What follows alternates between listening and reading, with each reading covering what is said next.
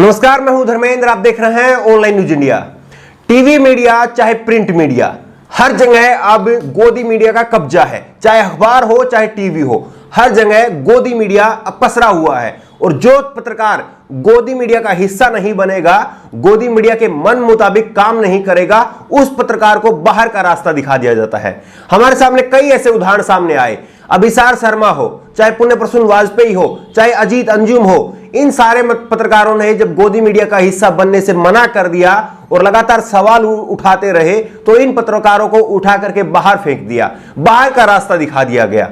लेकिन अब लग रहा है कि टीवी मीडिया और प्रिंट मीडिया के बाद में सरकार की कोशिश है कि जब ये पत्रकारों ने अपना डिजिटल प्लेटफॉर्म के माध्यम से पत्रकारिता करनी शुरू कर दी है, तो वहां डिजिटल प्लेटफॉर्म पर भी अंकुश लगाया जाए। वहां पर भी सरकार अपनी पकड़ बनाना चाहती है और वहां पर भी सरकार चाहती है कि गोदी मीडिया जैसा ही स्वरूप जो है वो पैदा हो जाए। और शायद इसी की वानगी है कि विनोद दुआ, जो कि देश के आइकॉनिक पत्रकारों में से एक हैं, उन पर एफआईआर दर्ज करवाई गई है।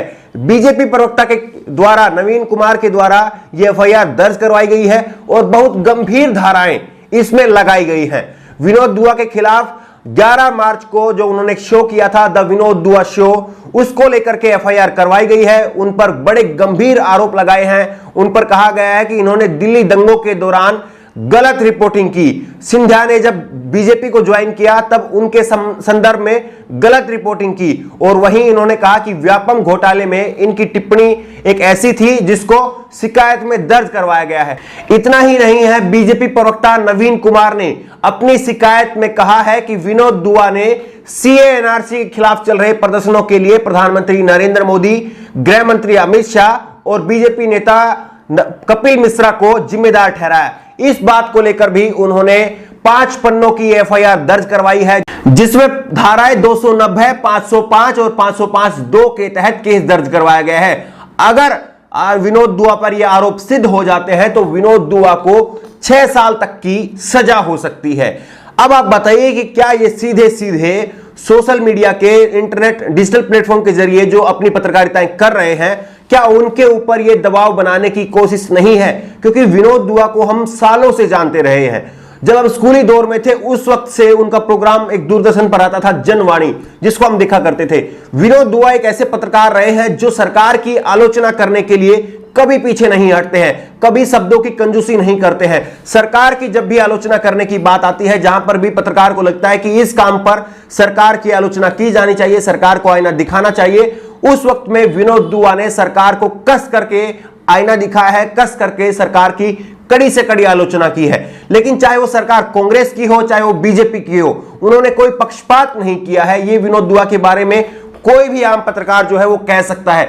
बहुत पुराने पत्रकार रहे हैं और ऐसे में जिस मुकाम पे वह आज है, क्या आपको लगता है कि वो ऐसे मुकाम पर पहुंचने के बाद में हल्के शब्दों का इस्तेमाल कर सकते हैं? जिस तरह से विनोद दुआ के ऊपर जो आरोप लगाए गए हैं, बीजेपी के प्रवक्ता ने जो आरोप लगाए हैं, तो क्या ऐसे में आपको लगता है कि विनोद दुआ ऐसे में हल्के शब्दों का इस्तेमाल कर सकते हैं? वो एक बहुत जिम्मेदार पत्रकार हैं और उसी जिम्मेदारी के साथ में वो वर्षों से पत्रकारिता करते रहे हैं और हम सब उन्हीं को देखते रहे हैं।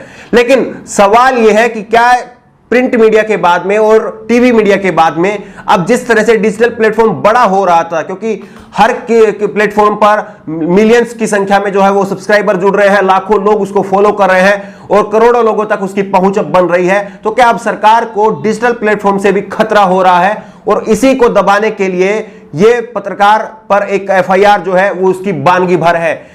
ऐसे में कई सारे पत्रकारों ने इसका विरोध दर्ज करवाया है और विनोद दुआ पर जिस तरह से यह एफआईआर हुई है, उसके बाद कई पत्रकार विनोद दुआ के समर्थन में उतरे हैं। दावायर की आरफा खानम शेरवानी ने कहा है कि आइकॉनिक पत्रकार विनोद दुआ के द विनोद दुआ शो के खिलाफ एफआईआर दर्ज की गई है। यह हमला सिर्फ विनोद दुआ पर नहीं बल्कि हम सब पर है। दुनिया के सबसे बड़े लोकतंत्र में आज लोकतंत्र के रक्षकों पर ही हमला किया जा रहा है। प्रेस की आवाज को दबाना बंद कीजिए अब। वहीं आशुतोष ने ट्वीट करते हुए कहा है कि विनोद दुआ देश के आइकॉनिक पत्रकार हैं और एफआईआर के मुताबिक वो देश के लिए खतरा हैं। अगर ऐसा है तो देश का हर पत्रकार भी देश के लिए खतरा है। यह कुछ नहीं, बस प्रेस की आवाज को दबाने की कोशिश है। वहीं पत्रकार अजीत अंजुम ने कहा है, अगर विनोद दुआ के खिलाफ भड़काने और उकसाने का मामला दर्ज हो सकता है तो हजारों की भीड़ के सामने जो मंत्री गोली मारो सालों को वाला नारा लगा रहे थे उनके खिलाफ कोई मामला बनता है या नहीं। मुख्य धारा की मीडिया तो शरणागत है ही, अब डिजिटल पर भी सिर्फ पदुका पूजन ही चाहिए। तो यह सीधे तौर पर एक जो है इशारा है कि अगर डिजिटल प्लेटफॉर्म पर भी आप सरकार के मन मुताबिक नहीं बोलेंगे और सरकार की कड़ी आलोचना करेंगे, जमीनी स्थिति को हूबहू दिखाने की आप कोशिश करेंगे तो आप पर एफआईआर दर्ज करवाई जा सकती है। यह पूरी तरह से अब साफ है क्योंकि टीवी पर पूरी तरह से अब गोदी मीडिया का कब्जा हो गया है और जिन पत्रकारों ने इसके खिलाफ आवाजें उठाने की कोशिश की गई उनको चैनल से ही उठा दिया गया। अभिसार शर्मा को हमने देखा, पुण्य प्रसून वाजपेयी को हमने देखा, अजीत अंजुम को हमने देखा और भी सैकड़ों ऐसे पत्रकार हैं जो अपना काम बेहद ईमानदारी के साथ में कर रहे थे और जनता की आवाज को और सही मायनों में पत्रकारिता करने की कोशिश कर रहे थे, लेकिन उन सबको बाहर का रास्ता दिखा दिया गया।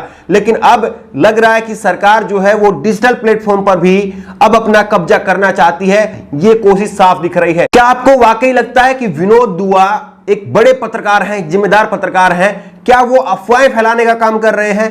क्या वो फर्जी खबर फैलाते हैं? क्या वो दो संप्रदाय विशेष को भड़काने का काम कर रहे हैं? क्या आपको लगता है? अगर आपको ऐसा लगता है नीचे कमेंट बॉक्स में हमें लिख करके जरूर बताइए। और अगर आपको लगता है कि ऐसा नहीं है, विनोद दुआ एक जिम्मेदार पत्रकार है और सही से सही मायनों में पत्रकारिता कर रहे हैं, जनता की आवाज को उठाने का काम कर रहे हैं, सरकार को आईना दिखाने का काम कर रहे हैं, तो इस तरह की तमाम आवाजों को बुलंद करिए और इस तरह की तमाम आवाज को अब ज्यादा से ज्यादा शेयर करिए क्योंकि सरकार की ये कोशिश दिख रही है कि वो डरा धमका करके एफआईआर के द्वारा इन पत्रकारों पर अंकुश लगाए और तमाम डिजिटल प्लेटफॉर्म पर अब अंकुश लगाए। इसलिए अगर आप सहमत हैं कि पत्रकार विनोद दुआ ने कोई गलत काम नहीं किया है, कोई गलत फर्जी खबर नहीं चलाई है, तो इस वीडियो को अधिक से अधिक शेयर करिए और आपकी राय क्या है नीचे कमेंट बॉक्स में अपनी राय जरूर दीजिए और इसी तरह की तमाम खबरों के लिए ऑनलाइन न्यूज इंडिया को सब्सक्राइब करिए। धन्यवाद। इस खबर को अभी लाइक करें, शेयर करें और ऑनलाइन न्यूज इंडिया की सभी खबरें अपने मोबाइल फोन पर सबसे पहले देखने के लिए अभी चैनल को सब्सक्राइब करें और घंटी जरूर दबाएं।